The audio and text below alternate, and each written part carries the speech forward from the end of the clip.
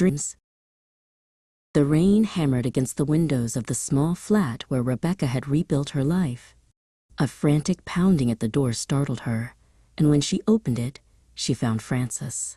He was a shell of the man who had walked out years ago. His clothes were tattered, and his eyes were wild with a terror she didn't recognize. He collapsed at her feet, sobbing a confession. He claimed Winnie was dead, that they had fought, and it had been a terrible accident. Rebecca stood over him, her heart a frozen tundra of shock and old buried pain. Before Rebecca could find her voice or offer a hand, the night was pierced by the harsh glare of blue and red lights. The police had tracked Francis to her door. They moved with clinical efficiency, pulling him away from the woman he had once discarded. As the metal handcuffs clicked shut around his wrists, Francis looked back at Rebecca, his face a mask of silent pleading. He was being charged with murder, and in an instant, he was swept away into the dark maw of the justice system. The trauma of that night threatened to undo Rebecca, but the Peters family would not let her fall.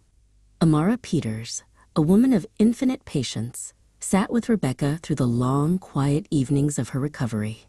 "He chose his path, Rebecca, but you must still choose yours," Amara said, placing a law textbook into Rebecca's trembling hands. With Amara's steady encouragement, Rebecca decided that the law would no longer be a force that took things away from her, but a tool she would master.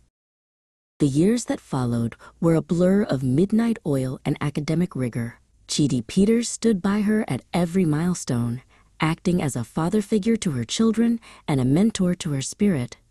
On graduation day, the sun seemed to shine exclusively on Rebecca as she stood at the head of her class. She was no longer the woman selling rice in the heat. She was a scholar of the law. Chidi watched from the front row, his eyes bright with a pride that felt like the sun itself. Peace, a stranger for so long, finally moved into Rebecca's heart when she met Felix.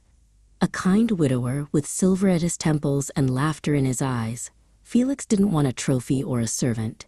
He wanted a partner. They spent their weekends walking through the city's quiet parks, discussing philosophy and the future.